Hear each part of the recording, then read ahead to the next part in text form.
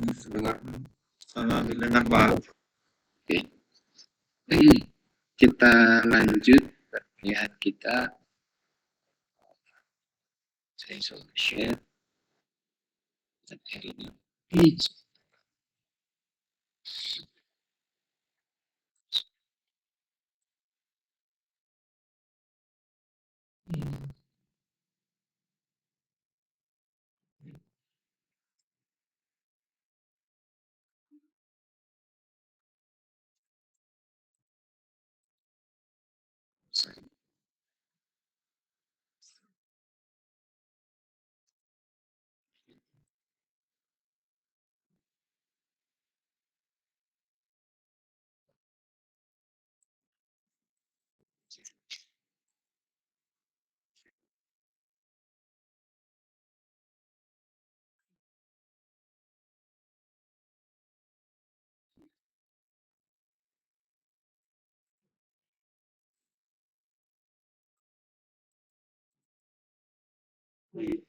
Mulai saja ya teman kita kali ini. Bismillahirrahmanirrahim. Selamat siang semuanya, mahasiswa sains data. Mudah-mudahan dalam keadaan sehat walafiat. Kita akan lanjut terkait dengan pembahasan data visualization. Kali ini kita akan bahas terkait dengan interactive visualization. Jadi ini sebenarnya truly visualization untuk orang-orang sains data ya. Jadi orang-orang sains data sebenarnya ketika mengembangkan sebuah visualisasi, jangan visualisasi yang statik ya, tapi visualisasi yang dinamis. Dalam artian itu kita bisa berinteraksi gitu dengan visualisasi itu. Kalau yang statik gitu kayak kita buat poster, buat grafik yang ada di dalam buku dan sebagainya gitu, itu hanya visualisasi statik ya. Tapi yang memang itu juga bagian dari Anda dalam hal untuk eksplorasi data ataupun menjadi knowledge knowledge ke user gitu, bisa juga dalam aplikasi. Tapi juga ada yang sifatnya dinamis. Nah, yang dinamis ini adalah yang umumnya kita define ya menggunakan Tableau, menggunakan Metabase, menggunakan yang keluaran Microsoft itu ya, satu lupa lagi.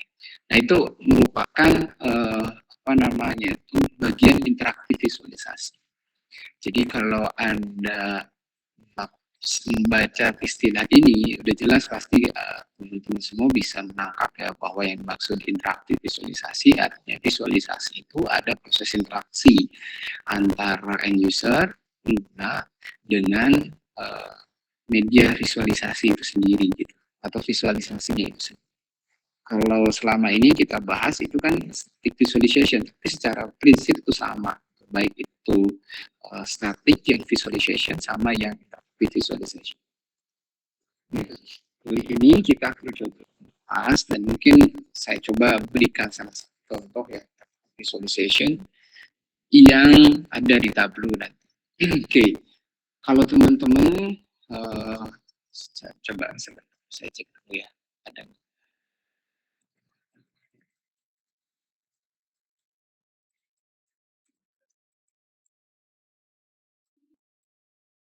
Teman yang pengguna Tableau ataupun yang sudah mencoba mengeksplor Tableau, Tableau ini merupakan salah satu visualization yang interaktif ya.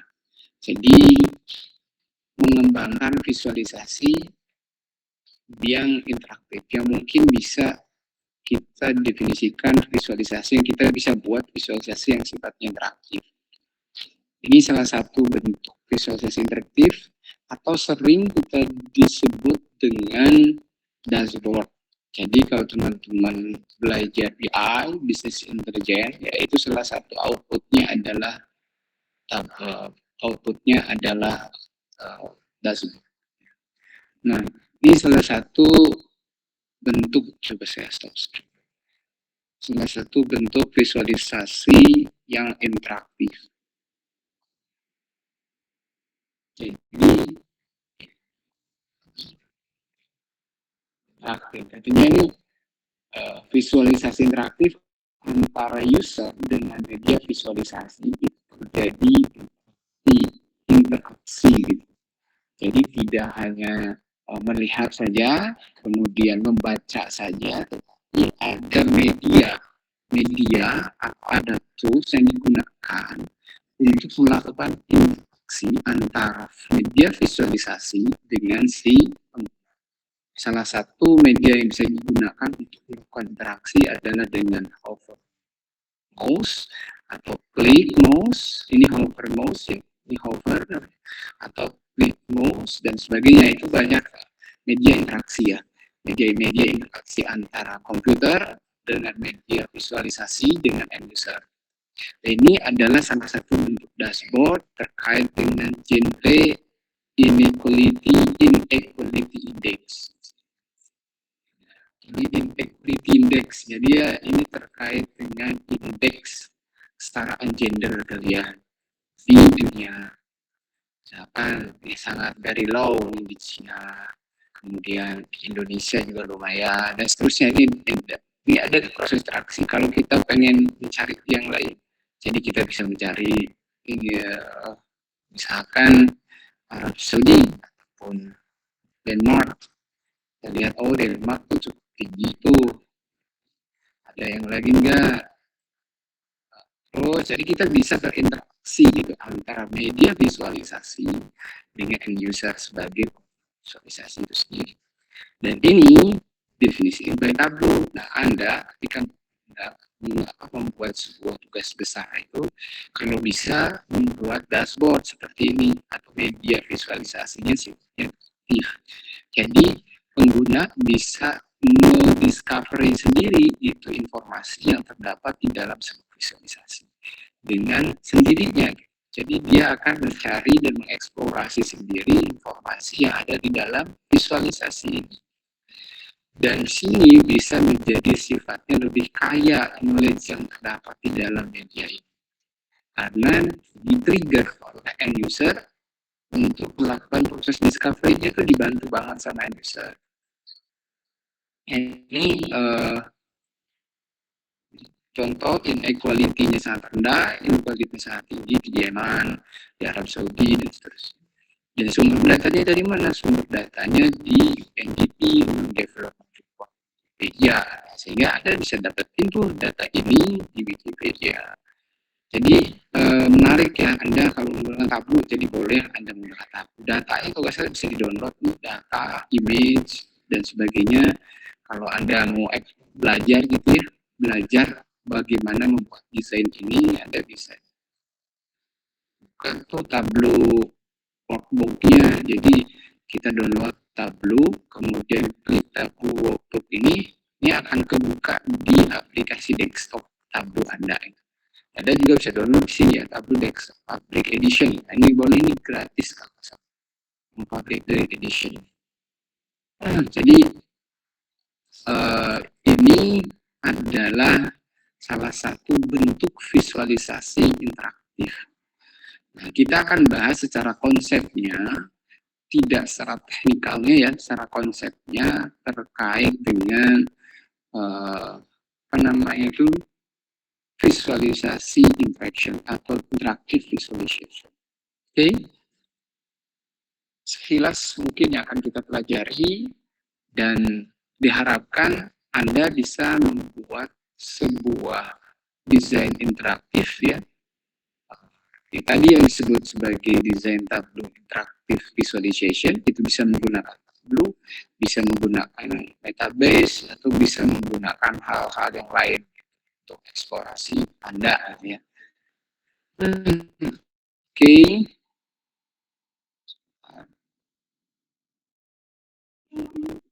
Saya kembali lagi ke konsep.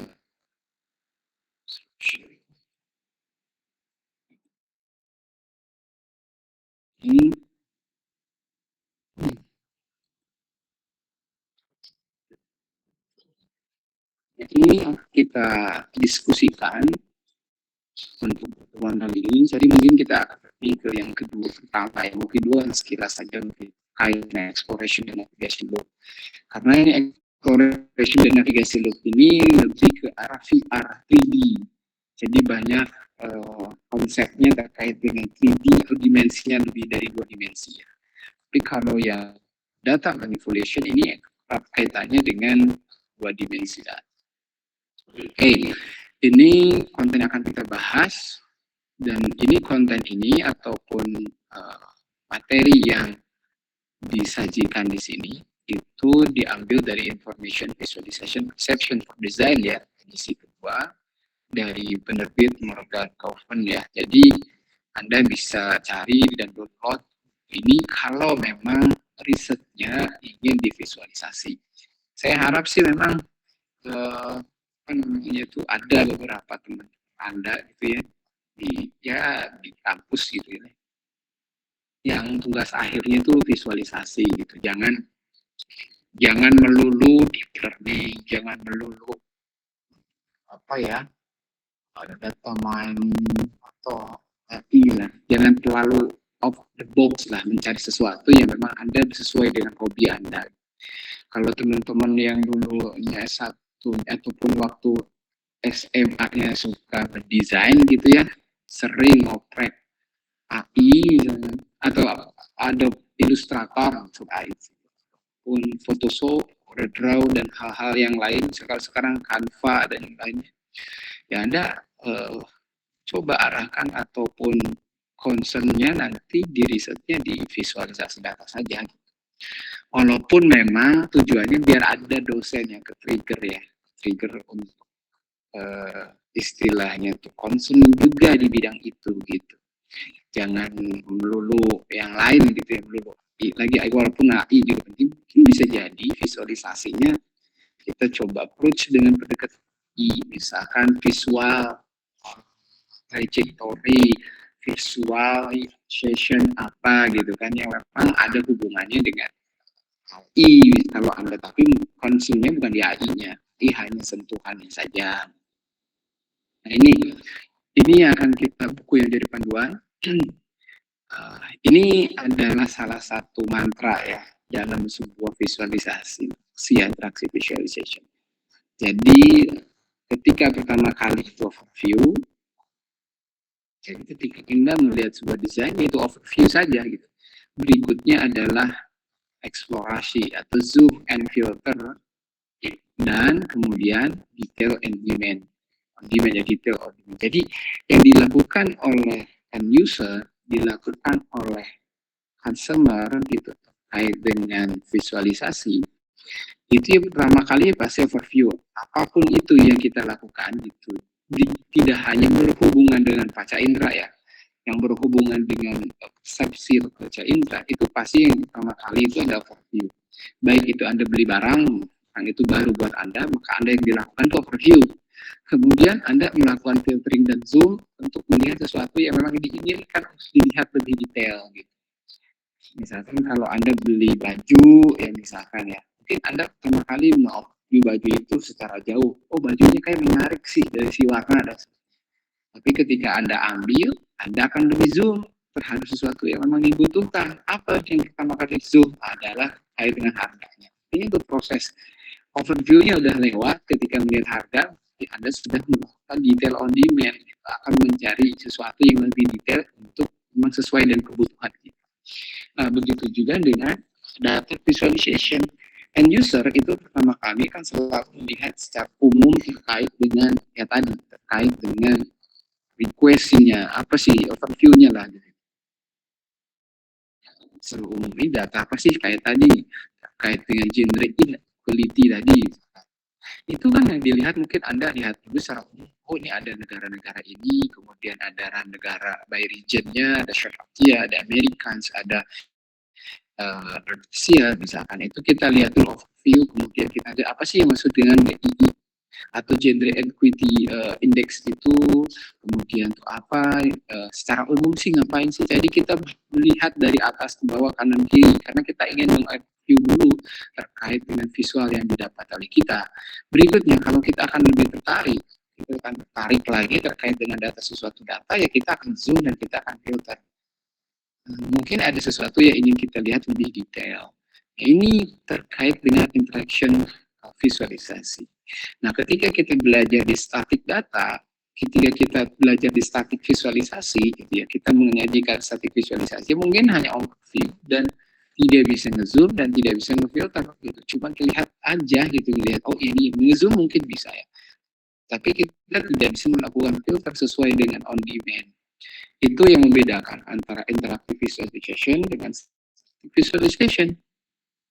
Tapi nah diharapkan Anda kembangkan adalah kait dengan ya ini ya, interactive visualization. Nah, salah satu intravisual yang baik itu ya, one of these parameter, salah satu parameternya adalah memungkinkan si pengguna untuk drill down, roll up, ataupun finding more data yang dia lihat dan dia anggap itu penting. Itu yang disebut yang penting ya, itu parameter, salah satu parameter sebuah visualisasi itu bagus. Jadi sebuah visualisasi itu bagus itu memungkinkan end user untuk mendrill down atau meroll up atau menemukan lebih banyak lagi informasi dari apa yang sebelumnya dia lihat view. Jadi dia akan melihat lagi informasi lebih detail ketika dia hanya melihat overview-nya saja. Sebelumnya awalnya dia akan melihat view, kemudian dia juga menjadi lebih detail. Dan ini adalah salah satu parameter sebuah visualisasi itu bagus. Jadi setelah lubang itu adalah men-trigger apa? Men-trigger si end user ketika dia melihat secara overview, sebelum dia tertarik dan menganggap sesuatu itu penting, dia bisa mencari lebih dalam lagi terkait informasi tersebut. Itu visualisasi yang bagus. Sehingga visualisasi yang bagus pasti relate dengan interactive visualization. Salah satu parameter dari visualisasi. Contohnya ketika Anda melihat interaksi detail, jadi Anda akan melakukan zoom in, kemudian akan overview lagi, Anda melakukan zoom out, atau Anda melihat informasi lebih detail lagi, Anda lakukan drill down atau roll up dan sebagainya. Roll up itu untuk view ya, kalau drill down itu untuk lebih detail. Oleh sebab itu, menemukan informasi, hubungan informasi itu jangan sampai juga istilahnya itu literal segwir. Literal segwir itu jangan sampai ke break gitu istilahnya ya, terputus, terdistrupsi gitu. Jadi ketika kita menemukan sesuatu, mencari sesuatu dalam data itu jangan sampai kita itu terdistrupsi terkait terganggu gitu. Misalkan kita pindah satu visual ke visual yang lain, nah ketika pindah ke visual yang lain kita seolah-olah tidak terhubung gitu antara satu visual dan visual yang lain, sehingga akan terjadi terdistrupsi, dan ini menjadi masalah ketika divisualisasi interaktif.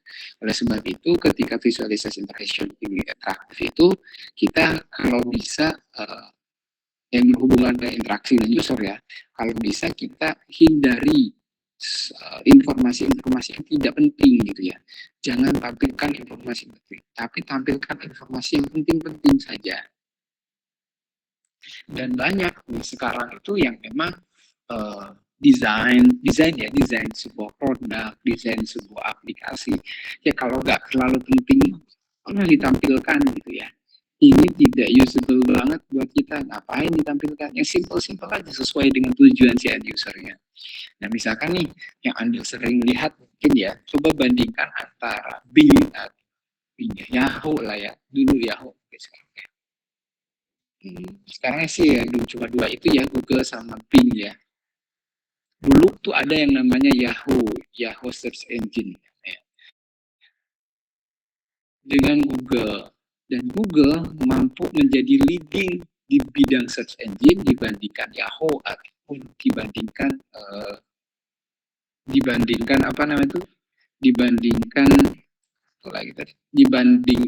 Bing.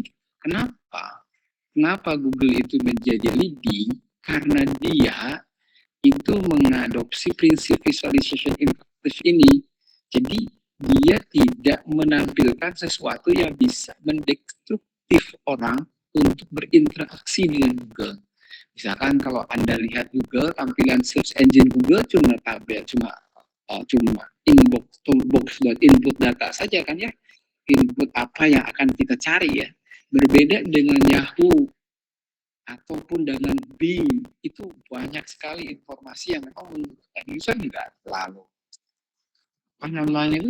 tidak terlalu penting gitu, sehingga kadang-kadang itu menjadi namanya itu ya tadi menjadi sesuatu yang kurang bagus dan bisa mendestruksi, mengganggu si end user dalam bukan tujuan utamanya, itu apa pencarian.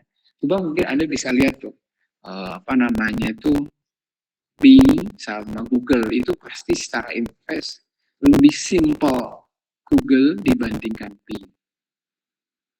Oke, dan ini berhubungan juga dengan apa? Berhubungan nanti dengan materi berikutnya terkait dengan response time, bagaimana user berinteraksi dengan ketika data ditampilkan dan user merespon terkait data yang ditampilkan dan seterusnya.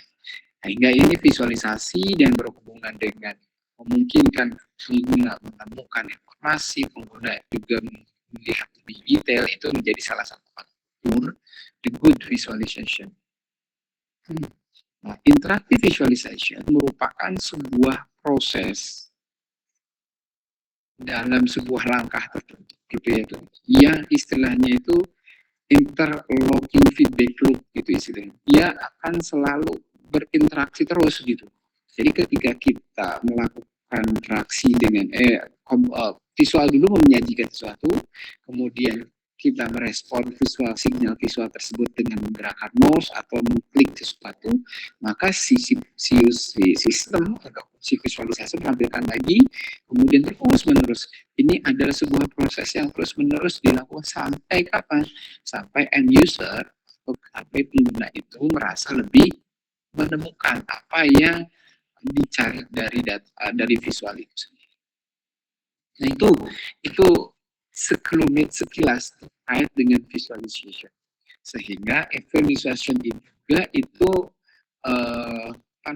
bukan hanya interaksi, bukan hanya dari sisi end user, bagaimana dia merespon terkait dengan signal visualisasi yang diberikan, tetapi kalau bisa ketika kita membangun sebuah visualisasi yang berinteraksi dengan user, juga jangan sampai menampilkan informasi-informasi yang tidak terlalu penting sehingga itu mengganggu atau mendestruksi si end user tersebut dalam mencari data itu lebih detail, lebih fokus.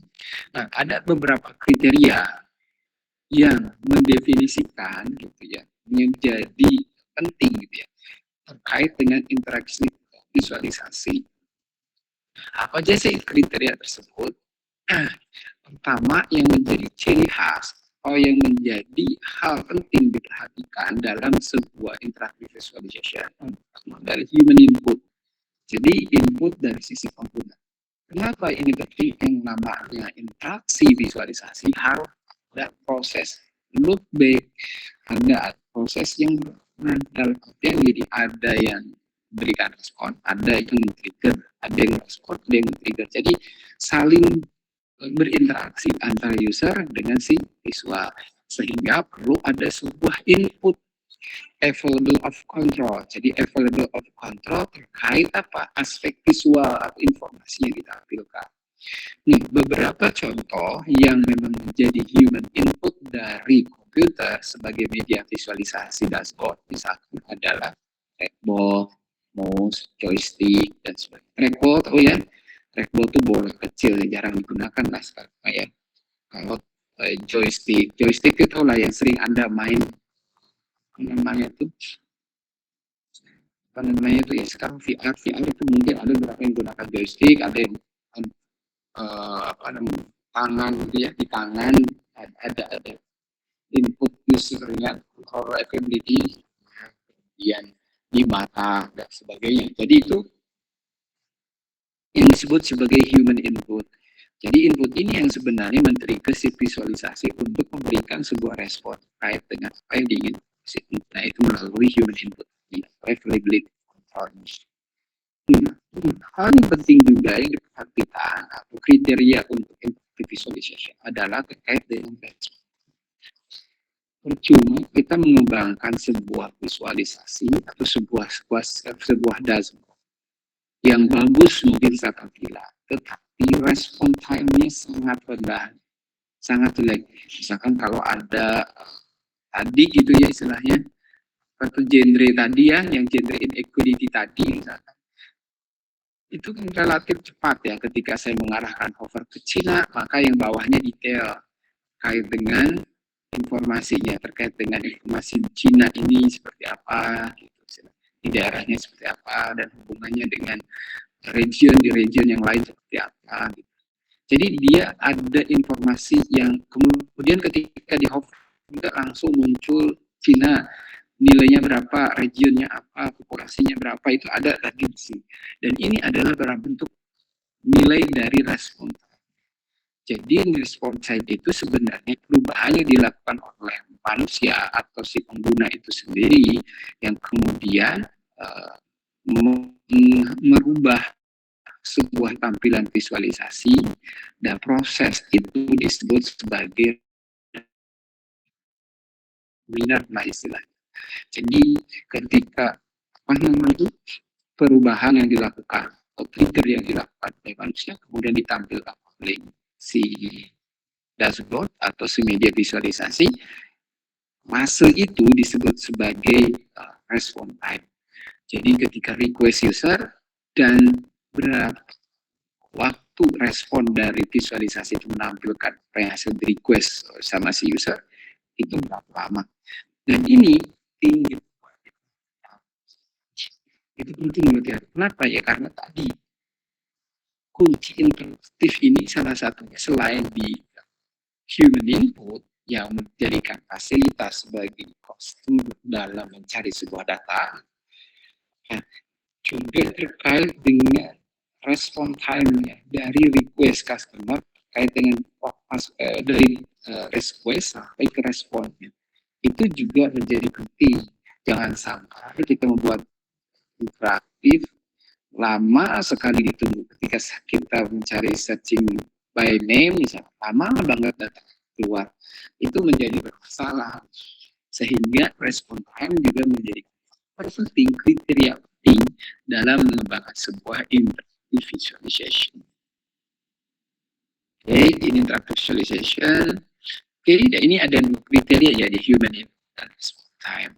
Oke, sampai sini ada yang ingin ditanya? Monggo.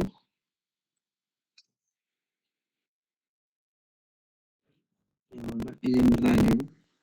Oh, ya, monggo silakan. Fadilah ya? Bukan. Fadilah ya? Ya, untuk pertemuan penggantinya gimana ya? Oh, nanti kita bahas di akhir aja ya. Oh iya. Apakah ada yang tanyakan lagi?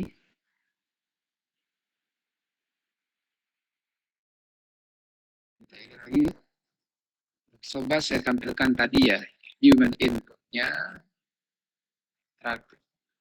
Ini ya, di gender inequality index, inequality index misalnya.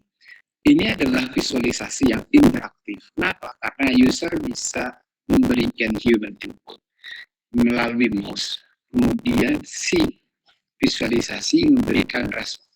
Jadi ketika saya hover ke salah satu, misalkan China, misalkan ya, China ya, ini muncul tuh langsung informasi terkait China. Kemudian tempat lain muncul tuh Vietnam. Di Meksiko muncul juga apa namanya itu nilainya. India juga muncul. Kemudian Yemen juga muncul. Denmark juga muncul. Langsung artinya nilai-nilai ini by request and user tadi human input user melalui mouse gitu ya, langsung muncul tuh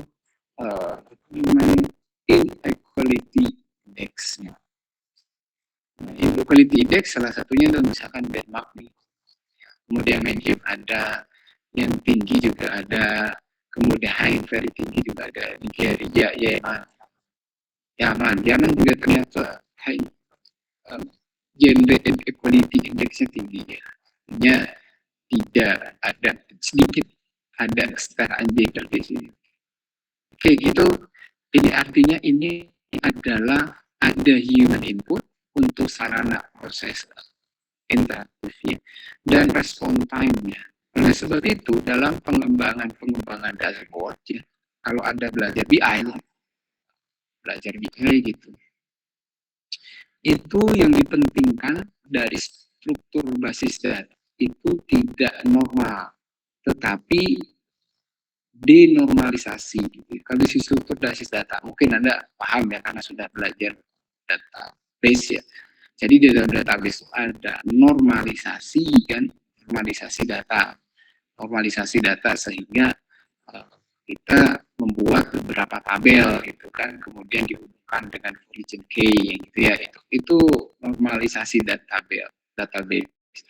Nah, kalau di dashboard karena fokus utamanya visualisasi itu adalah respon time, maka beberapa data tidak dinormalkan, tetapi justru di denormalisasi. Itu lawan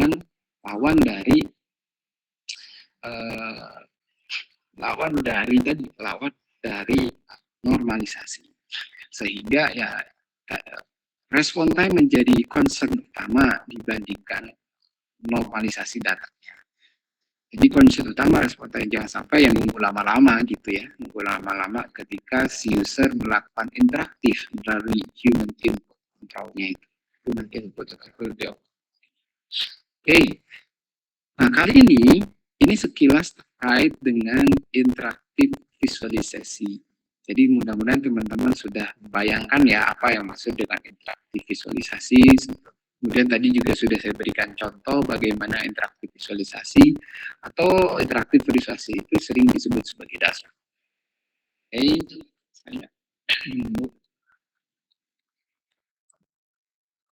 Oke, sebelum nggak ada yang ditanyain terkait dengan materinya? Tidak? Kalau tidak ada, saya lanjutkan. Oke. Kali ini di kelas kita ini kita akan membahas terkait dengan ini ya. Jadi ada data manipulation law, kemudian exploration dan navigation law, sama problem solving dari loop itu sendiri. Dan ini kita akan bahas di sini. Dan ini yang sudah sampaikan saya sebelumnya ya, mungkin kita akan lebih concern dan banyak bahas di sini ya. Kalau untuk yang exploration itu mungkin highlight saja. Oke.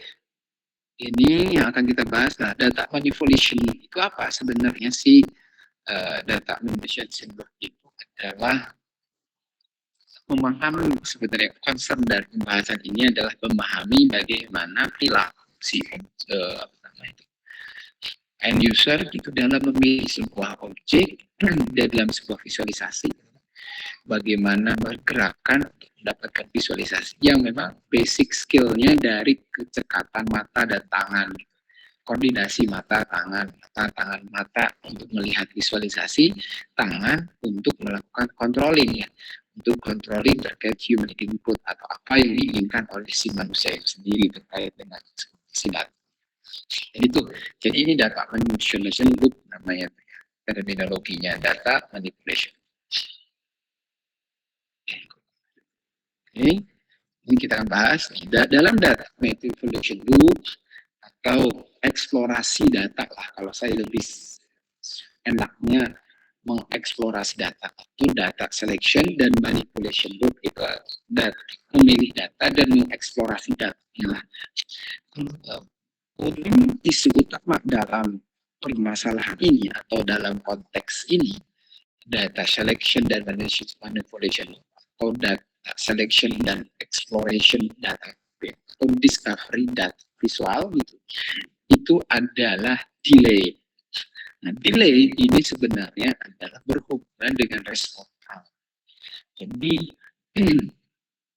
ini isu yang paling banyak muncul. Delay di sini tidak hanya mungkin kalau Anda lihat hanya disebabkan oleh apa namanya itu, mungkin ketika Anda berpikir delay, berpikir loading, itu mungkin hanya satu seolah-olah cuma kesalahan media visualisasinya saja.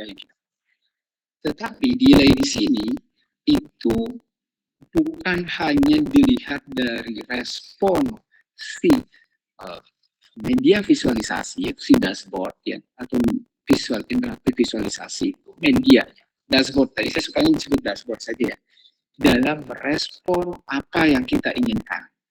Tidak hanya itu, tetapi delay juga bisa masuk ke dalam kategori di mana data itu ditampilkan dan ditampilkannya si datanya itu ditampilkan oleh si dashboard, kemudian kita merespon pada apa yang ditampilkan oleh si dashboard. Jadi itu bisa juga masuk ke dalam kategori delay atau kategori respon time. Jadi respon time itu tidak hanya satu sisi dari si visualnya saja, tapi juga dari human juga, bagaimana merespon apa yang ditampilkan gitu. Hanya disebut sebagai loop di sini. Sehingga nanti muncul sampai ending, end user itu menemukan si akhir dari pencariannya untuk menemukan data yang dia cari. Seperti itu di beberapa hal ini sangat mengganggu sekali atau sangat berpengaruh sekali pada performance dari si media atau si visual itu sendiri. Ada beberapa yang berhubungan dengan data selection, pemilihan data, kemudian manipulation loop ini atau data manipulation loop ini. Ada beberapa hal yang mungkin kita bahas. Pertama, terkait choice of reaction time. Nah, ini berhubungan dengan end user sebenarnya. Bagaimana end user itu memilih atau menentukan pilihan dari waktu reaksi si dashboard tadi. Misalkan nih, kalau saya mau mencari sesuatu, kemudian muncul hasilnya, kemudian bagaimana merespon hasil itu dari sisi pengguna, ada sisi user, itu yang disebut sebagai choice of reaction time. Jadi kadang-kadang yang bermasalah yang digunakan itu dari sisi visualnya, dari non sebuah data, tidak semua, tetapi juga bisa dari sisi end user itu sendiri. Jadi kita bahas satu-satu di sini yang menyebutkan apa sih yang menyebabkan isu ini muncul, delay ini muncul, even a fraction of second. Jadi delay, jadi tidak continue. Jadi kita kalau terjadi break gitu ya dari proses pencarian data itu, kita menjadi break itu bisa disebabkan oleh end user, bisa disebabkan visual itu sendiri. Kita bahas jelaskan satu-satu ya, dan kalau bisa isu ini coba kita hindarin gitu, sehingga kita bisa mendapatkan sebuah visualisasi interaktif yang memang performance-nya dan good visualization. Oke, kita bahas satu-satu. Yang pertama, reaction time. Jadi ini kesiapan reaction time in optimality readiness. Jadi kesiapan end user atau person can react. Jadi bagaimana person dapat menyambut to simple visual signal. Jika diberikan sebuah visual signal, jangan banyak galaunya gitu istilahnya, tapi harus cepat dalam menentukan kemana yang akan dipilih dan seterusnya. Jadi ini disebut reaction time. Reaction time-nya yang bagus gitu ya, ketika visualisasi muncul sampai end user memilih, itu umumnya 30 milisekund optimal step readiness-nya, yaitu 130 milisekund atau berapa ya. Jadi jangan sampai kelamaan gitu dalam responsnya end user itu sendiri, sehingga kita pun sebagai pengembang sebuah visual jangan berikan banyak masalah itu, jangan berikan banyak pilihan supaya end user itu cepat dalam menentukannya gitu. Jangan berikan banyak pilihan sehingga ketika kita membuat visual jangan ribet-ribet memberikan visualnya, itu simple saja. Hal-hal yang tidak penting dalam melakukan visual itu ya jangan ditampilkan. Nah, orang untuk distro malah orang akan punya pintar gitu. sehingga tidak melanjutkan proses pencarian. Jadi ini hal yang penting perlu teman-teman pahami ya terkait dalam mengembangkan visualisasi. Nah, ada istilahnya hukum lah, hukum memiliki himen. Jadi dia mengukur sebenarnya nih, mengukur reaction time. Hukum reaction time ini ada parameter A dan B. Parameter A dan B ini adalah by experiment ya. Jadi by looping gitu. Empirical determinant berdasarkan data di lapangan, nilai A dan B terkait dengan proses pengumpulan data atau proses berapa kali dia melakukan looping, ada proses data dan carian data dan sebagainya. Nah, ini nilai A dan ini secara eksperimen tergantung juga pada device-nya, tergantung pada media visualnya, juga menentukan sekali.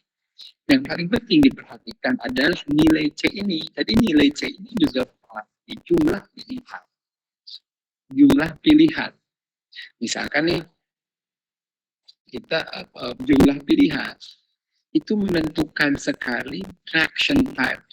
Jadi kalau nilai C ini kan disebutnya jumlah informasi yang diproses oleh human. Semakin banyak informasi yang diproses oleh human dalam bit of information ya, itu akan semakin istilahnya itu reaction time-nya semakin lama gitu. Kalau misalkan jumlah bit information-nya ada 100, maka reaction time-nya mungkin log 2 dari 100, misalkan 2,3 atau 2. Itu artinya nilainya berapa ditambahkan A dan plus B. Dan A plus B ini berdasarkan eksperimen. Dan itu nilai konstan. Nilai yang sifatnya tetap. Justru yang berubah ini adalah number of choice. Jadi semakin tinggi reaction sebuah sebuah reaction sebuah respon atau sebuah choice gitu ya. Reaction time ini ya tergantung banyaknya pilihan. Bagi banyak pilihan itu reaction time-nya akan semakin lamanya. Ini berlaku untuk seluruh human ya, baik itu yang IQ-nya rendah, IQ-nya tinggi, atau IQ-nya rata. Artinya semakin banyak pilihan akan makin putih. Siapa tahu kalau IQ tinggi yang sulit juga ternyata semakin banyak pilihan, respon time itu kan reaction time. Reaction user itu ya itu besar. Kalau ke visual itu respon time ya. Jadi yang request sesuatu itu ke visual itu disebut respon time. Tapi ketika visual memberikan atau memberikan informasi dan user itu informasi tersebut atau memberi informasi itu disebut sebagai reaction time. Jadi reaction time hubungan ini grafik tidak bisa kita bawa semakin tinggi semakin informasi dari ini sehingga ketika kita membuat sebenarnya meaning-nya ataupun urgensi kita ini satu zaman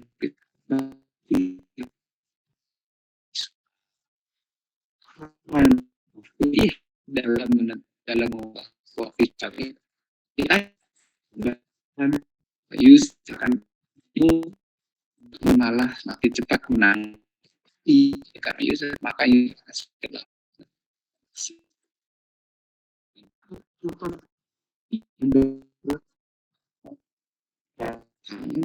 itu adalah bisnis. Nah, bisnis ini dan virtual income.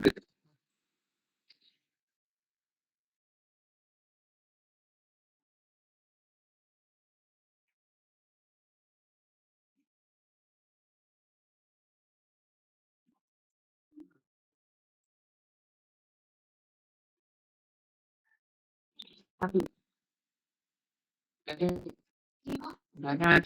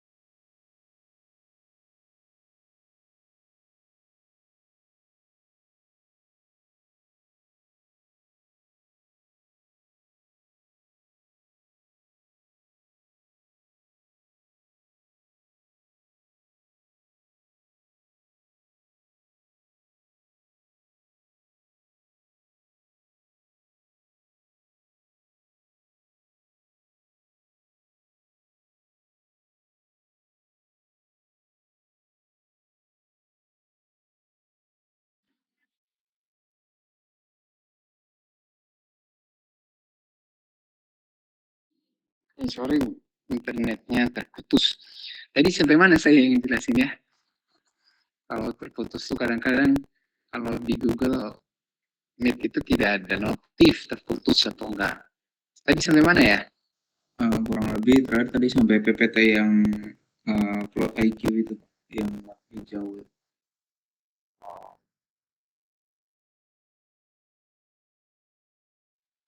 Oke, sampai ini ya.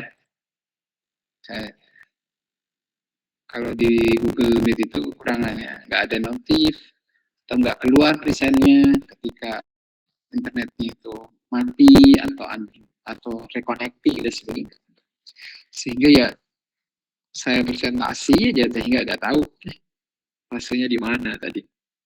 Oke, jadi ini terkait dengan respon time. Jadi hal yang perlu, jadi sebenarnya isunya itu delay, dan delay ini relate dengan beberapa hal terminologi, termasuk dengan reaction time ya. Nah, reaction time ini dari sisi IQ, orang siapapun itu yang IQ-nya rendah, tinggi, ataupun medium, itu ya memiliki perspektif yang sama. Semakin banyak pilihan, ya reaction time-nya atau take decision-nya semakin lama gitu waktunya. Sehingga ya ketika kita mengembangkan sebuah visualisasi, ingat, jangan banyak pilihan. Jangan memusingkan si end user. Prinsipnya itu. Nah, ada beberapa faktor yang efektif mempengaruhi terhadap choice reaction time. Selain tadi ya, selain banyak pilihan ya, banyak kategori untuk dipilihnya, yaitu adalah pertama terkait dengan distinctness signal. Jadi ini berhubungan dengan visualnya sendiri, ataupun berhubungan dengan ditangkapnya oleh end user. Jadi ditangkapnya maksud dari visual itu oleh end user itu juga mempengaruhi dalam menentukan pilihan. Kedua, jumlah visual noise. Jangan sampai kita di noise visualization ya. Noise itu dalam artian ngeblur atau baru sebagian data yang ditampilkan dan sebagainya. Itu juga mempengaruhi dalam menentukan reaksi dalam diri. Kemudian stimulus responsibility accountability-nya ini berhubungan dengan device-nya. Jadi ketika kita sudah menentukan pilihan secara signalnya, kita secara decision di pikiran kita pilihan, tetapi ternyata ada permasalahan dari proses proses pemilihan atau proses penggerakan device-nya, itu menggerakin atau device atau menggerakkan mouse dan sebagainya, itu menjadi sehingga ini mengurangi dari sisi dan banyak lagi terkait dengan reaction time. Juga ada degree of accuracy required ini terkait dengan kecepatan user merespon dan memilihnya gitu. Jadi jangan sampai kita membuat visualisasi juga salah klik dan sebagainya. Oke. Ini adalah contoh respon time ya, respon time per bit, reaction time atau respon time per bit of user process itu sekitar 160 milisekund time to respond.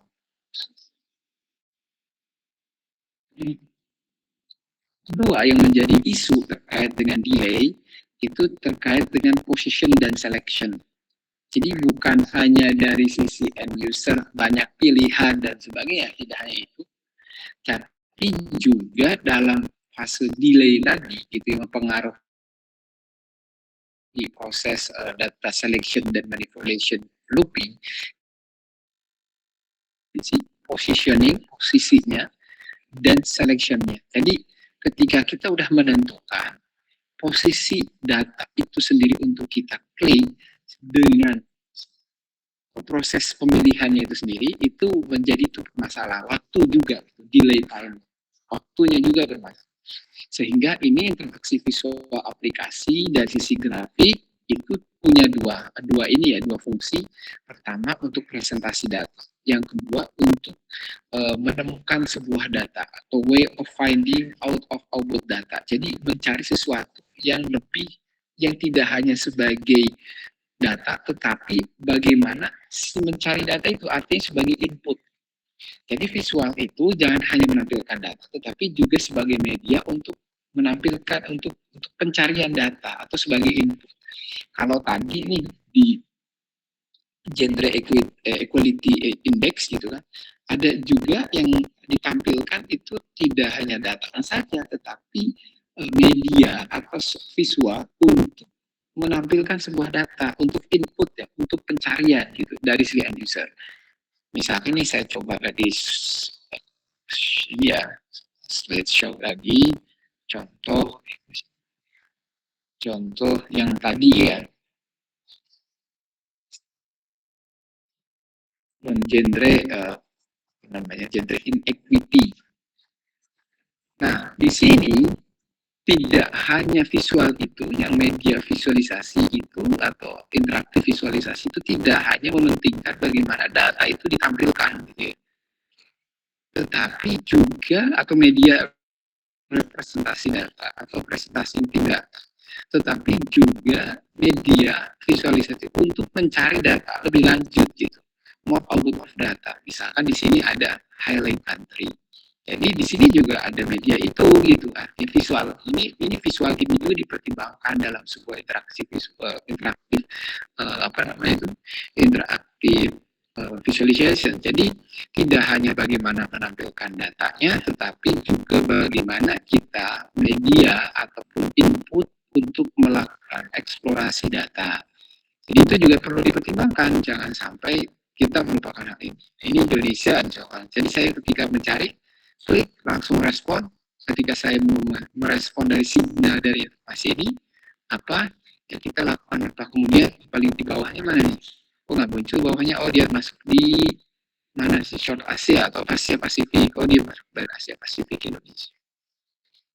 Nah, ini bentuk visualisasi. Jadi tidak hanya mementingkan bagaimana menampilkan datanya saja, tetapi juga bagaimana cara untuk menemukan tentang output of data, lebih detail dari data itu sendiri. Jadi perlu dipertimbangkan. Ini contoh yang searching saja, mencari Indonesia. Tapi mungkin ada ketika saya klik ini muncul apa lagi, klik ini India nih, enggak muncul ya. India, tapi enggak mungkin ada pop up untuk melakukan apa lagi. Dan itu yang menjadi pertimbangan dimaksud dengan find of way of data atau input data. Jadi tidak hanya memperhatikan visualisasinya, tapi juga terkait dengan mengeksplorasi datanya juga inputnya untuk proses eksplorasi. Ini berhubungan dengan dua dimensi, posisi dan selection.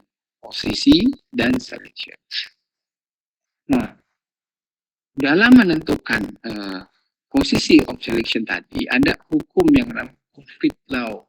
Jadi hukum fit law itu adalah mengestimasi waktu yang digunakan dalam memilih target dari pemilih pilihan tadi gitu ya, berdasarkan posisi dan ukuran. Jadi contoh ada nggak ya contoh apa namanya itu contoh. Jadi ya contoh visualisasi yang memang mendefinisikan terkait dengan waktu ditampilkan sama waktu menentukan decision. Ada target estimasi waktu time taken dalam memilih sebuah informasi data. Di sini. Coba saya cari dulu ya.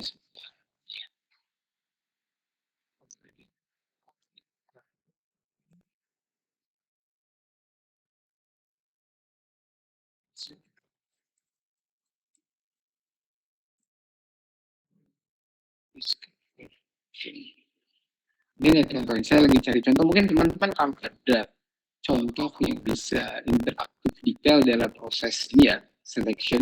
Jadi kalau yang tadi itu proses memilihnya si pengguna dalam menentukan decision, saya mengambil A gitu ya. Ketika ada pilihan dari si data itu ada pilihannya 10 misalkan ya, ke data itu 10 dari ketika kita searching tadi Indonesia, kemudian muncul nanti 10 pilihan misalkan. Kemudian Anda harus memilih salah satu. Nah, proses pemilihan ini menentukan pilihan ini itu disebut sebagai tadi reaction time, menentukan pilihan sampai ke decision. Tapi ketika kita udah menentukan pilihan, di alam bawah sadar kita sudah menentukan pilihan, dan bagaimana si end user itu memilih menggunakan controller yang kita gunakan, itu disebut sebagai bagian yang dimaksud dengan estimation time taker ini yang kita bahas di slide ini.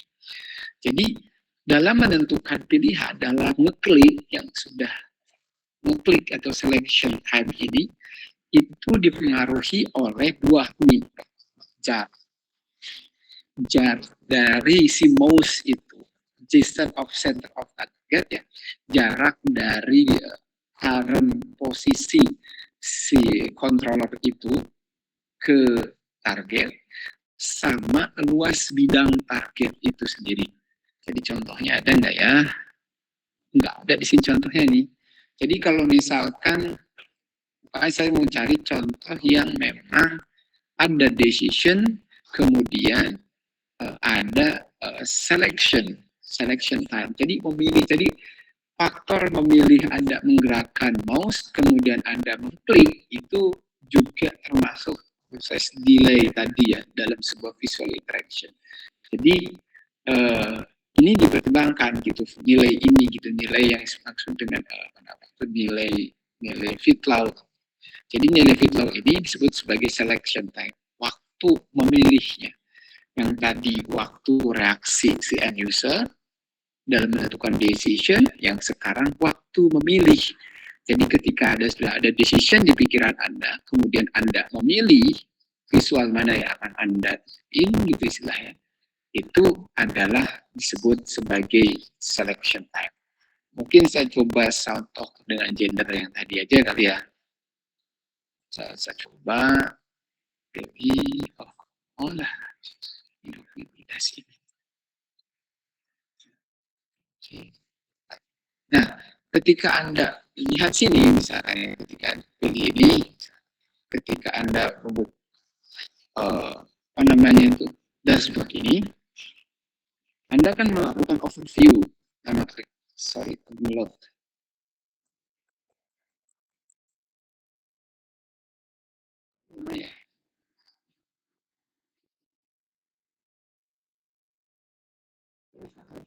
Nah ini, ketika Anda overview, gitu kan, nah si indeks atau si kursor ini kan sebelah sini nih.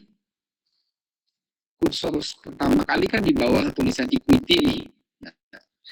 Nah, ketika saya melihat overview, oh mana ya? Oh ini Indonesia. Kayak kan orang Indonesia. Saya akan melihat Indonesia. Oh ini Indonesia. Nah, ketika waktu dari saya membentuk, oh ya saya mau lihat Indonesia. Nah, itu adalah proses namanya reaction time. Nah, ketika Anda setelah menentukan Indonesia dan kemudian Anda menggerakkan mouse dari di bawah equity ke sampai Anda menghover ke Indonesia, ini ngeklik Indonesia atau memilih Indonesia, itu yang disebut sebagai selection time. Sehingga dalam menentukan waktu dari sini, bergerakan mouse ini dari bawah equity sampai saya memilih Indonesia ini ada rumusnya yang disebut sebagai selection time. Jadi rumusnya bagaimana? Rumusnya adalah tadi. Mana tadi itu? Nah ini. Rumusnya adalah ini. Artinya dalam menentukan selection time, dalam menghitung selection time, itu dipengaruhi oleh dua variabel, yaitu jarak dan besarnya si apa namanya itu? Besarnya bidang target. Kalau tadi kan circle Indonesia kecil ya, jadi bidang target luasnya itu berapa sih circle itu. Jadi sebenarnya selection time ini berbanding lurus dengan jarak dan berbanding terbalik dengan bidang. Semakin besar bidangnya yang akan kita klik, itu relatif akan lebih cepat dalam pemilihannya. Kalau semakin jauh ya semakin semakin lambat waktu memilihnya. Jadi ini yang disebut sebagai index of difficulty, kesulitan dalam memilih, index difficulty. nilainya log itu disebut sebagai index difficulty. Oke, jadi yang index difficulty ini yang disebut sebagai index difficulty yang log 2 ini. Kalau A dan B ini adalah konstanta yang ditentukan berdasarkan eksperimen. Yang sifatnya dari soal ya atau dari eksperimen. Nah, ini adalah prosesnya. Jadi mencoba mendeskripsikan tentang interaktif proses dari mata ke tangan, gitu, mengkoordinasikan dari mata ke tangan. Kalau selection time itu perannya itu lebih ke tangan ya, ke hand, ke tangan. Sedangkan A itu menerima informasi untuk menentukan decision atau time respon tadi atau reaction time tadi. Sedangkan tangan ini sangat menentukan sekali proses yang namanya selection time. Nah, secara konsep ini yang disebut sebagai looping manipulation. Jadi ketika ada signal dimulai, ketika Anda refresh tadi, kemudian muncul seluruh dashboard, ya, dashboard seluruh visual tadi muncul, kemudian Anda just distance of target, menentukan nih targetnya di mana. Tadi Indonesia tadi, itu kan ada jaraknya nih. Kemudian efek tangan bergerak, gerakan tangan gitu kan untuk menggerakkan mouse, kedua memastikan posisinya betul gitu kan, si mesin processing menentukan si gerakannya itu betul, kemudian klik maka diupdate displaynya. Jika di dalam target ya di dalam target itu maka move on next task berikutnya adalah muncul pop up lain gitu atau task yang lain. Kalau kita ngeklik di luar dengan target ya mungkin kita akan menggerakkan lagi mouse itu. Tangan ini akan bergerak lagi, menentukan posisi, kemudian mengklik, kemudian update displaynya. Kalau sesuai ya sudah kita akan menerima visual baru atau detect start signal visual baru. Kemudian kita akan melakukan task apa lagi dari situ. Ini yang disebut sebagai fit law dalam selection time. Mengapa sih kita itu perlu banget sih menentukan seperti ini? Sebenarnya ini adalah filosofi dalam menentukan membuat sebuah desain. Misalkan nih, kita sadari, misalkan nih tadi tadi terkait dengan human law nih, reaction time. Pak, buat apa sih kita tentukan atau menghitung reaction time? Sebenarnya reaction time ini untuk menentukan desain yang akan kita buat. Justru dengan mempertimbangkan reaction time muncul ide-ide desain yang unik dan memang sesuai pada fokusnya, tujuannya. Misalkan nih saya coba cari aja di internet ya yang namanya banyak produk-produk yang memang terinspirasi dan menggunakan menu ini gitu. Jadi jangan pikir Anda belajar Hickman itu buat apa sebenarnya itu ya.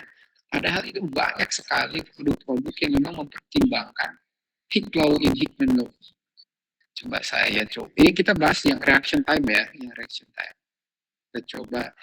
Saya coba ada di internet, mungkin teman-teman bisa searching sendiri ya, ataupun bisa klik sendiri nih terkait dengan hubungan UX UI yang sebenarnya pasti itu hubungan dengan user experience ya, karena visualisasi itu bagian dari user experience ya. Ini ada beberapa tool produk misalkan Google itu tampilannya simple. Kenapa ya? Karena ada fokusnya ke end user itu jangan sampai bereaksi terhadap visual yang diberikan itu malah bingung gitu. Maka tampilannya simple gitu. Begitu juga dengan Apple TV Remote. Apple TV Remote juga demikian. Kalau teman-teman melihat ya ini yang menggunakan prinsip namanya Hickman law ya, sebut juga sebagai Hick law ya. Nih, Apple Remote TV yang seperti ini gitu. Simple ya.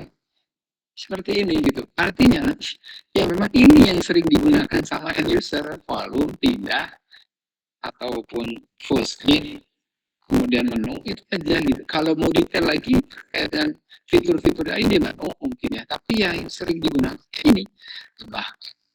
jadi atau pindah channel, itu aja yang sering. Kenapa kita harus membuat desain yang begitu banyak sehingga orang akan reaction time atau menentukan pilihannya akan lama gitu, atau bahkan terdestruksi, terganggu dengan menu-menu yang lain atau dengan tombol-tombol yang lain, sehingga Apple menerapkan hukum itu untuk mendesain sebuah visual yang bagus. Begitu juga dengan selain progresses on board ya cuma begini aja visualnya gitu. Tidak ada yang lain. Tuh ini terkait dengan ini Google juga sama nih. Google simple, kan begini aja. Tidak ada yang lain, kanan kiri atas bawahnya nggak ada. Cuma begini aja. Cuma mungkin ditambahkan I feeling likely apa untuk menentukan mungkin searching by otomatis Google sesuai dengan apa yang dirasakan Anda saat ini ya seperti apa. Jadi ini simple berbeda dengan Bing. Bing bawahnya ada informasi sehingga orang ketika mengunjungi Bing ya tidak untuk mencari, bisa jadi cuma baca beritanya sehingga itu tidak fokus ke dalam fungsi dari visual yang kita define atau aplikasi yang kita define itu sendiri. Itu mengapa kita belajar yang namanya ada human law ini. Yang ini mendasari terkait dengan penentuan atau mendefinisikan sebuah visual. Begitu juga dengan apa namanya itu selection time. Artinya kita selection time. Kalau mouse kita nggak bisa kontrol gitu kan, bisa jadi end user juga sebelah kiri atau sebelah kanan mouse-nya digerakin kemana sama end user gitu. Kita nggak tahu startnya mouse itu bergerak dari awal dari mana gitu. Tapi perlu kita lihat width of targetnya. Jadi kita bisa tentukan tombol-tombolnya itu yang ideal gitu, sehingga user itu cepat dalam menentukan pilihan dan mouse dalam bergerak cepat dalam menerima inputannya. Oke, ini terkait dengan fit law, Nah ini terkait dengan simulasi tadi yang saya sampaikan. Nah yang berhubungan dengan VR, 3D, 3 dimensi itu kan tidak apa namanya itu bukan hanya mouse ya, kalau mouse tadi 2 dimensi ya, kalau 3 dimensi ini lebih kompleks, ditambahkan yang disebut sebagai mean time kalau 3 dimensi. Kenapa ya? Karena ada proses rendering yang lebih lama, yaitu human time dari sisi humannya, pergerakan dari sisi humannya. Misalkan gerakin joystick atau stick dan sebagainya, kemudian waktu mesin proses renderingnya dalam bentuk VR itu sendiri, itu menjadi tambahan sendiri ya, atau jadi constraint sendiri, sehingga fit law-nya tetap gitu sebagai menggunakan hukum index of difficulty tadi gitu ya, index of difficulty yang ini ya, index of difficulty tadi, tapi dipertimbangkan human time dan scene lag ya, karena proses visual feedback-nya dalam 3D itu membutuhkan waktu yang tidak hanya sedikit. Antara pergerakan manusia dengan visualnya itu ada jet lag gitu ya, kadang-kadang seperti itu. Jadi lebih kompleks kalau VR itu dibandingkan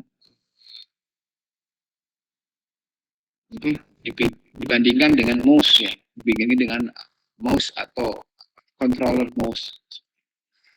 Ini kalau menggunakan include mesin lag karena dipengaruhi oleh processing rendering dari mesin itu sendiri atau computer itu. Oke, sampai saat ini ada yang ditanyakan?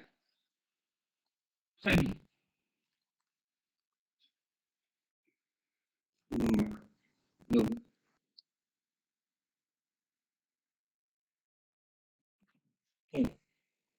Kita lanjut ya. Nah,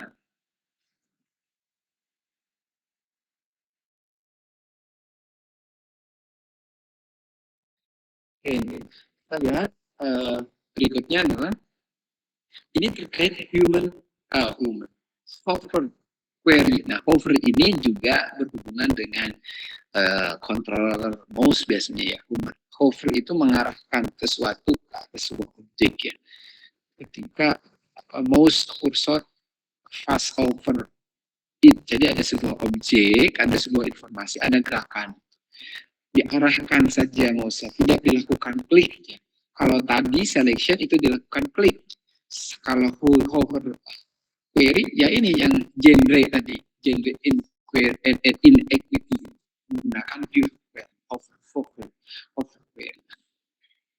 Nah ini implementasinya pasti adalah ada dengan delay. Dengan delay itu artinya tuh kita fungsi icon, jadi kita hover ada 2 atau 3 message gitu ditampilkan. Itu delay. Kalau tanpa delay cuma istilah konteks query, mungkin tidak terlalu banyak informasi yang di display di dalam sebuah hover itu sendiri. Tapi yang maksud dengan hover itu adalah sebenarnya ya proses pencarian informasi juga, tapi hanya dilakukan dengan menggunakan mouse, kemudian diarahkan ke atas sebuah objek itu sendiri.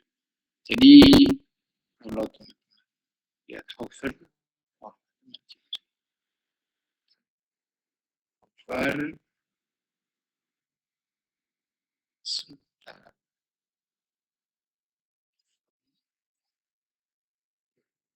ini disebut sebagai hover ya. Ada gerakan dan objek, gerakan. Kalau selection time ini, mouse dari sini gitu ya, kemudian digerakkan ke salah satu objek, kemudian ada klik, itu disebut sebagai selection time. Tapi kalau Anda hover, ya hover gerakin. Ini Anda mengulang hover ini, focus on the object ya.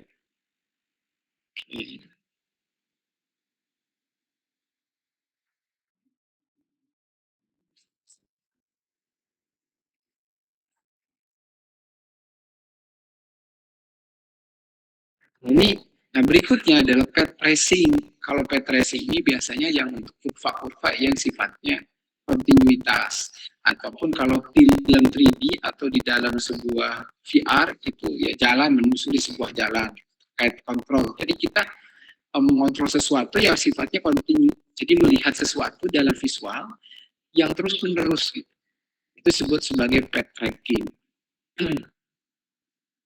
Nah, di dalam path tracking ini ada persamaan ya, persamaan untuk memprediksi seberapa velocity, kecepatan kita dalam tracking sebuah informasi di dalam sebuah kurva.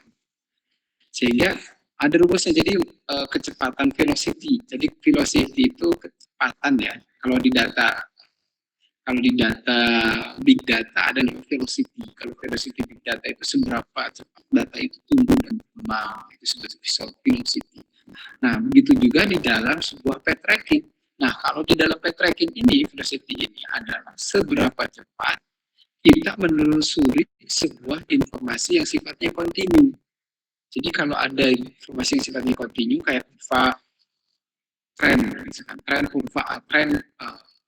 pembelian e-commerce di Indonesia dari tahun berapa, satu tahun berapa, itu kan ada kurva yang seberapa efektif kita melihat perubahan tersebut, atau seberapa cepat kita memberikan sebuah prediksi dari sebuah kontinuitas itu sendiri, dari bulan ini kemudian dia terus kita menelusuri itu disebut sebagai velocity. Jadi menentukan velocity ini berhubungan dengan path tracking ya, tracing. Jadi nge-trace kita, nge-trace perubahannya. Itu ada yang rumusnya adalah path weight. Jadi path-nya itu ataupun grafik kurvanya itu gitu. Path itu apa ya namanya ya? Jadi path itu kayak semacam garis lah gitu lah ya, garis, seberapa lebar garisnya ditentukan, itu yang menentukannya seberapa lebar. Tadi sebandingnya, kalau semakin lebar maka velocity-nya semakin cepat. Kalau semakin kecil ya velocity-nya, kecepatan kita dalam tracing sebuah informasi juga semakin lama. Sehingga itu menentukan dari sisi waktu, delay kita dalam mencari data.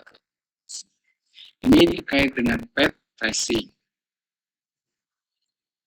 Nah, selain itu dalam sisi manipulation law, gitu ya, atau data selection dan manipulation law, itu ada two hand interaction.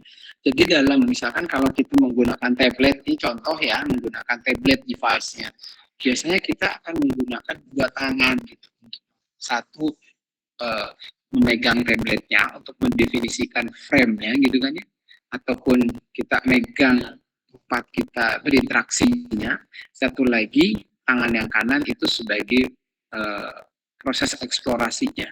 Jadi ini harus membutuhkan dua tangan yang berinteraksi ya, interaksi untuk mendapatkan sebuah visualisasi yang lebih detail, visualisasi yang interaktif. Jadi kadang-kadang kita membuat visualisasi di tablet misalkan ya, satu tangan untuk menyediakan frame-nya, jadi untuk memastikan frame-nya gitu ya, satu lagi tangan yang kanan untuk memastikan bahwa kita melakukan proses manipulasi dan eksplorasi dari sebuah data. Itu ini terkait dengan two hand interaction. Contohnya ini proses gambar ya, computer based drawing package, jadi menggambar dengan menggunakan tablet ya. Kalau kita membuat tablet, kita melakukan ada interaksi visual di situ. Ya mungkin satu tablet itu memastikan tangannya satu untuk memastikan frame dari tablet itu konsisten, yang satu untuk kanan lagi untuk proses manipulasi. Dan ini dibutuhkan dalam hal tadi untuk memastikan tidak terjadi proses delay waktu yang lama itu dalam menentukan pilihan. Jadi kita membutuhkan interaksi antar dua. Yang ketiga, ini proses learning. Ini best practice sebenarnya. Power learning practice description. Jadi lebih ke arah seberapa cepat kita belajar, seperti kita memahami dari visual yang ditampilkan. Learning skill ini tergantung pada individunya masing-masing biasanya, individu yang masing-masing. Jadi pertama mungkin tampilan pertama learning kita terkait dengan data yang muncul mungkin agak sedikit lama gitu. Pada waktu pertama yang disebut sebagai C isinya, teks 1. Itu waktu pertama ketika kita melihat sebuah visual. Berikutnya, waktu-waktu berikutnya mungkin akan lebih cepat lagi, maka disebut sebagai time required to perform. Jadi N berikutnya itu seperti apa. Sehingga nilai awal dikurangi dengan nilai berikutnya, atau C berikutnya, atau time berikutnya, atau alpha log N, itu akan terus berkembang. Dan nantinya kalau kita lihat the learning curve-nya itu akan menurun gitu. Waktunya, nilai log-nya akan selalu, sehingga akan lebih cepat kita belajar. Ini berhubungan dengan penerimaan visualnya, visual yang kita kembangkan. Jadi kita bisa menilai tuh orang berpikir dan orang menentukan dan orang belajar informasi, kita bisa hitung apakah grafik visual yang kita buat itu sesuai tidak dengan sesuai dengan tidak dengan prinsip-prinsip ini. Semakin cepat belajar pada tampilan pertama, itu artinya kita membuat visualnya yang bagus. Orang semakin cepat menangkap informasi dari visual pertama, dengan T-nya itu, C-nya itu lebih kecil, ya bisa jadi dia nilainya lebih bagus. Nilai learning-nya lebih cepat, user proses learning-nya lebih cepat. Itu kait dengan visual. Oke, ini control compatibility ini berhubungan dengan devices sebenarnya. Jadi skill dalam menggunakan sebuah device, mau skill menggunakan joystick, kemudian juga komunikasi antara device itu dengan komputer kita ataupun dengan media visualisasi, itu juga dengan proses delay yang terjadi di dalam sebuah data manipulation loop back. Dan ini, yang terakhir ini adalah vigilance. Vigilance itu adalah istilahnya itu, kalau saya suka menyebutnya apa ya, konsistensi aja sih.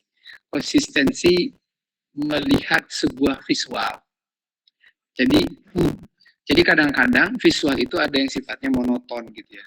Monoton tuh dalam artian ya gambarnya gitu-gitu aja gitu ya istilahnya. Tapi seberapa konsisten si end user itu melakukan eksplorasi dengan visual yang monoton gitu, dengan aktivitas yang monoton, itu juga menjadi pertimbangan kita dalam menentukan atau interaktif visual yang bagus. Gitu. Misalkan nih contohnya adalah visual dari visual ketika X-ray ya di Garbarata, di Garbage Airport. Itu kan kalau visualnya tidak menarik, orang akan cenderung males gitu dalam waktu tertentu. Sehingga ya perlu ada modifikasi visual yang interaktif supaya ya, pekerjaan yang terus-menerus rutin dikerjakan hal yang sama itu tidak menjadi end user itu menjadi lebih malas atau respon time terhadap visual yang tampilkan itu menjadi berkurang gitu ya.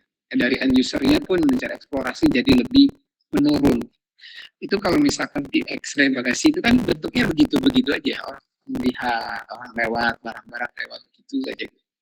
Nah itu menjadi perhatian untuk membuat sebuah visual yang bisa menghindari proses vigilance ini gitu, penurunan proses konsentrasinya gitu. Sehingga ada beberapa cara yang bisa dilakukan ya untuk untuk menghindari atau itu menjadi proses bosanan itu ya yang tugasnya monoton. Salah satunya adalah dengan ya tadi ya memberikan signal-signal tertentu, kemudian fokus pada 1 jam pertama, kemudian berikutnya misalkan berikan tampilan yang berbeda atau akan memberikan signal-signal tertentu. Misalkan. Kalau Anda nih misalkan proses pembelajaran, kalau pembelajaran kalau saya ngomong terus ya biasanya kan ada boring ya, Anda bosen, sehingga monoton kan aktivitasnya, sehingga saya harus break dengan melakukan hal-hal yang mungkin aneh dan mungkin itu untuk ya tadi untuk mencegah terjadinya proses break ya dalam visualization.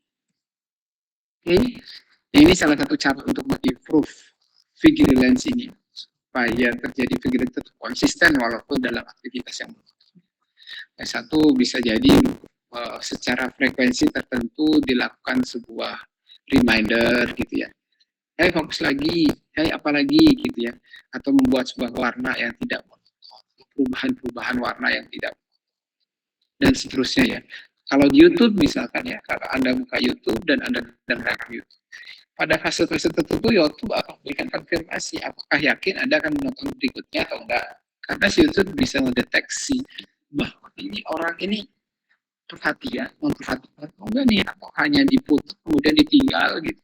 Sehingga kadang-kadang YouTube memberikan notif dengan memberhentikan YouTube itu sendiri, kemudian Anda yang melanjutkan apa gitu ya, ada pop itu, sehingga kita akan mengklik kalau kita masih existing di situ dan mau melanjutkan terkait berita di YouTube itu atau terkait video yang di YouTube itu, ya Pak, dilanjutkan dengan mengkonfirmasi bahwa Anda sudah masih konsisten gitu untuk melihat informasi tersebut. Oke, ada yang tanyakan? Kalau nggak ada yang tanyakan, mungkin ini nanti di skip aja ya. Tidak bisa. Ini karena ini berhubungan dengan exploration navigation, ini berhubungan erat dengan visual spasial terkait dengan VR ya. Nah, tapi berkaitan dengan yang tadi ya, berkaitan dengan visual 2 dimensi hanya masih tadi atau materi tadi. Oke, ada yang ditanyakan tidak? Pak yang bertanya. Untuk improve vigilance untuk mencegah kebosanan user dalam melihat sebuah visualisasi itu bisa nggak Pak sekiranya, kan tadi kayak yang dicontohkan sebelumnya kan mungkin fontnya kurang lebih masih mirip-mirip Pak. Untuk improve vigilance dengan cara ketika diklik atau end user yang memberikan input ke sebuah dashboard visualisasi mungkin ada digunakan jenis tipografi gitu, bisa nggak untuk mencegah misalnya? Tidak, memang ini challenge ya, kalau kita supaya end user engagement-nya tinggi terhadap visualisasi yang kita buat, itu memang perlu improve dari sisi vigilance ini ya, sampai kita monoton. Sebenarnya dari sisi tipologi font gitu istilahnya, itu juga bisa digunakan ya. Ini yang bagian 3 ini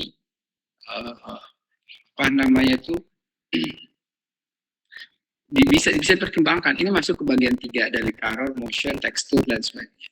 Jadi kita bedain, mungkin ada data-data yang memang nggak perlu gitu ya, informasi yang mungkin tidak terlalu penting, Anda rubah tipografinya yang memang aneh. Tapi tipografi yang memang berbeda gitu, yang memang itu fokusnya ya kita buat hidrografinya lebih menarik dan sebagainya. Jadi kita bedakan. Kalau di sini contohnya tekstur, tipografi juga bisa di situ. Jadi kalau Anda ingin, misalkan nih kalau di contoh tadi, kalau di contoh misalkan Anda supaya tidak monoton dari sisi visualnya, misalkan lihat genre tadi,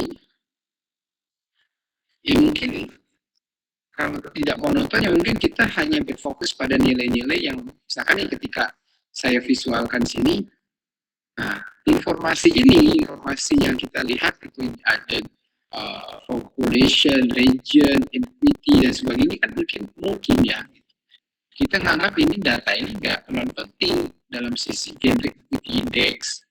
Tapi yang lebih penting lagi adalah index value-nya itu sama inequity-nya itu apakah low atau tinggi. Makanya di sini dirubah dari sisi tipografinya, tipografi dari atau tipografinya itu dengan bold atau bold. Jadi orang tidak melakukan hal yang sama, melihat dari atas ke bawah. Kalau tidak terlalu penting ya di remove saja, pun di bold sesuatu yang pentingnya, berubah warnanya sesuatu yang pentingnya, berubah teksturnya, berubah rapinya lah. Jadi bisa saja, jadi itu kreativitas kita sebenarnya, supaya memang end user itu gak boring, gak vigilance-nya tetap tinggi gitu, kita improve vigilance-nya. Itu sih dari saya, itu kreativitas dari kita saja. Apakah ketika kita buat visualisasi pada fase-fase tertentu atau pada loop yang keberapa gitu ya, ketika pencari informasi Anda melakukan sesuatu yang memang menyegarkan si pengguna supaya mencari informasi di situ. Seperti itu sih. Ya, baca mungkin dari teman-teman ada yang mau jawab. Cukup atau tidak? Takut saya salah. Terima kasih. Yang lain minggu.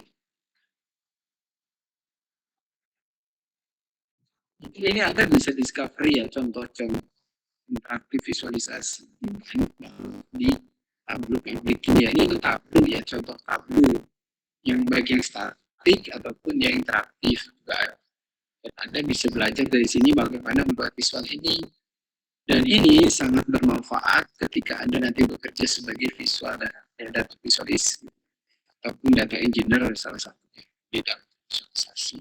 Jadi Anda untuk memahami fitur-fitur tableau ataupun memahami lagi ketika Anda nge-create sebuah visual dengan tableau, ya bisa Anda belajar di sini. Oh ini bisa pohon gini gimana caranya, ya Anda bisa klik ini, ambil aplikasi di Workbench-nya, kemudian Anda lihat bagaimana membuat desain. Dan ini banyak sekali ya buat kita belajar ya, kita belajar dan membahas visualisasi. Ini contoh Green Game All Time dari siapa nih? Roger Federer bukan ya? Bukan Roger Federer. Siapa ini? Rafael Nadal. Ini menjadi hal menarik kita pelajari ini gitu di sini. Dan Anda kalau bisa tabelnya juga gratis ya. Yang tabel desktop ini mungkin ya trial berapa? Ini misalkan visualisasi. Ini ya tidak terlalu ada interaktif dengan user ya. Scroll aja user. Ini statiknya. Kalau interaktif tadi kita bisa melakukan searching, hover, tracing dan seterusnya. Ini yang disebut sebagai static visualization. Kalau Anda tugas kalau bisa yang buat interaktif.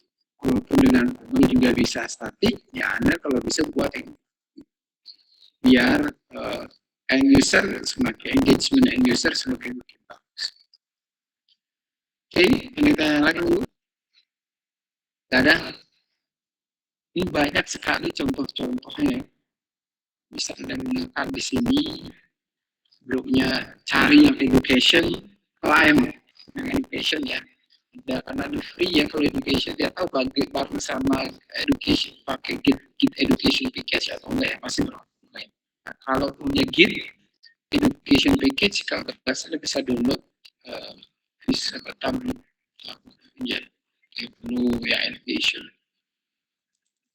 GitHub Education package. Waktu masih ada ya. Nggak tahu apakah Anda punya GitHub atau enggak ya? Saya yakin orang sains data masih punya GitHub ya. Kalau akun GitHub sama akun Kaggle biasanya dua akun itu yang digunakan sama sains data.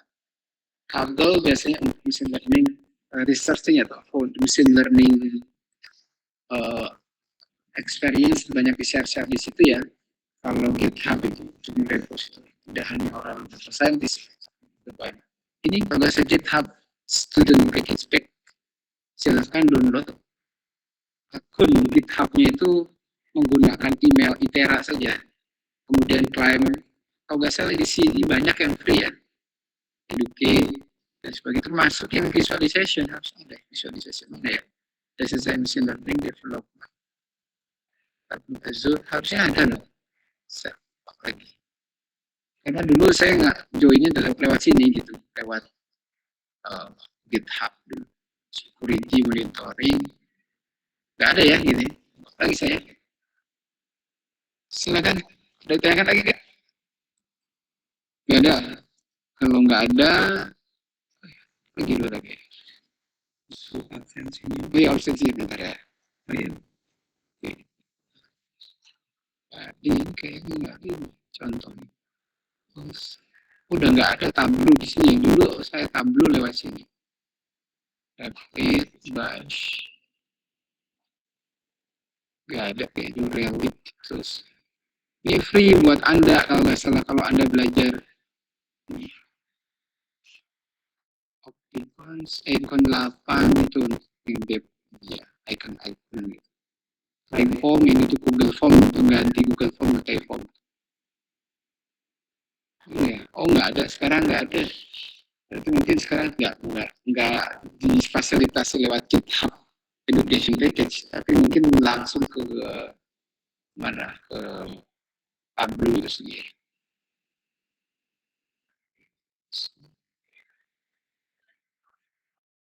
Security monitoring. Kalau ditanyakan, saya nanti akan absen. Sebentar, saya absen dulu.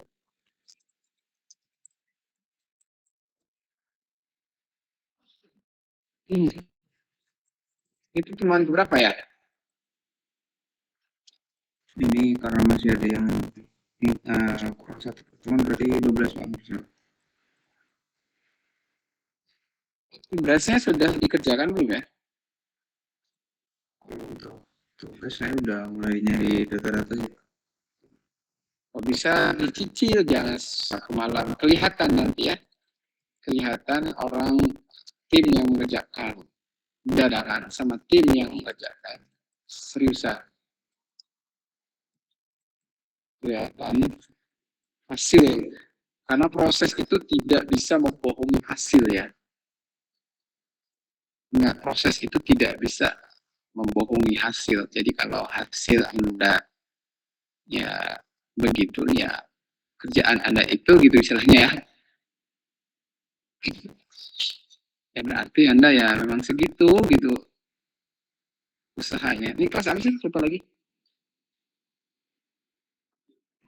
Di sini ada apa? Ada Mas RB sama RC.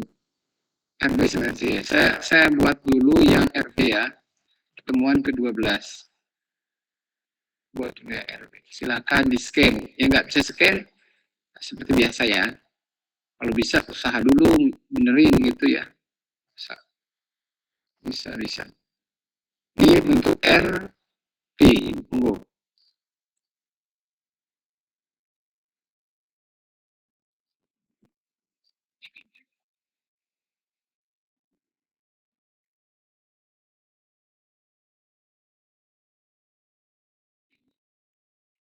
Ya. Sudah saya screenshot. Oke. Berikutnya adalah kelas RC ya. Wow.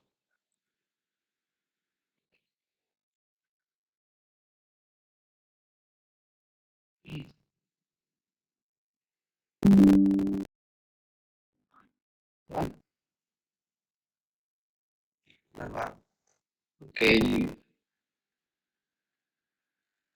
Jadi 1 kali pertemuan lagi. Ujian tanggal berapa ya? OES. Terus mungkin kan karena ke-13 berarti kurang lebih sekitar 3 minggu lagi. Berarti kalau 3 minggu lagi,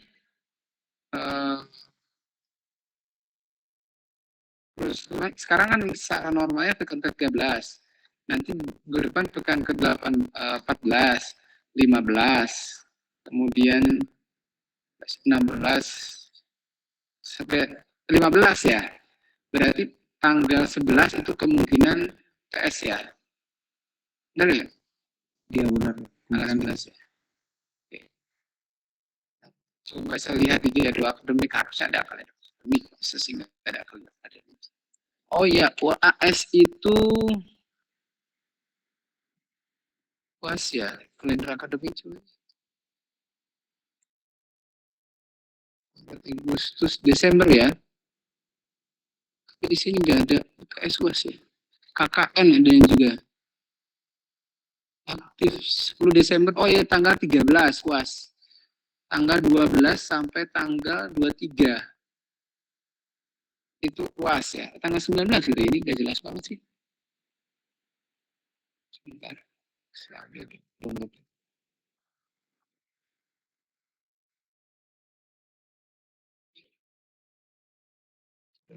cari.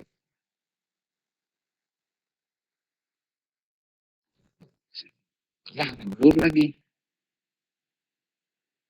Sampai tanggal 23 seminggu biasanya UAS ya. Berarti tanggal 19 tanggal 12. Tanggal 12 sampai tanggal 23 itu jadwal UAS ya.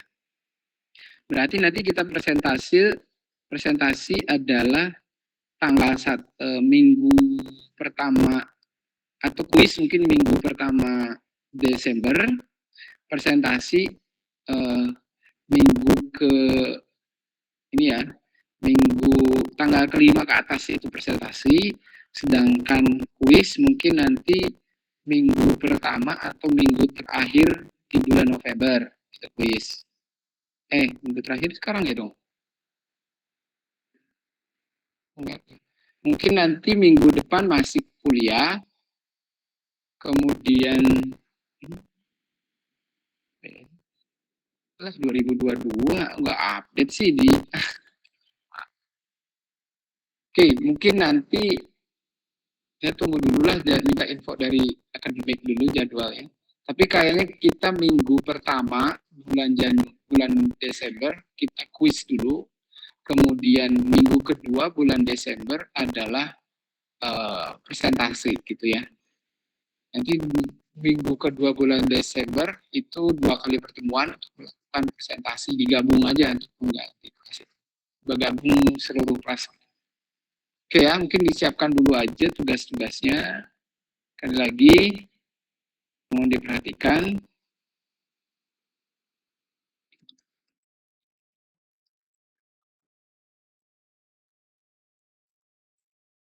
Oke. Kalau nggak ada ditanyakan lagi, saya akhiri pertemuan kita ini. Mohon maaf kalau ada kekurangan. Assalamualaikum warahmatullahi wabarakatuh. Terima kasih, Pak.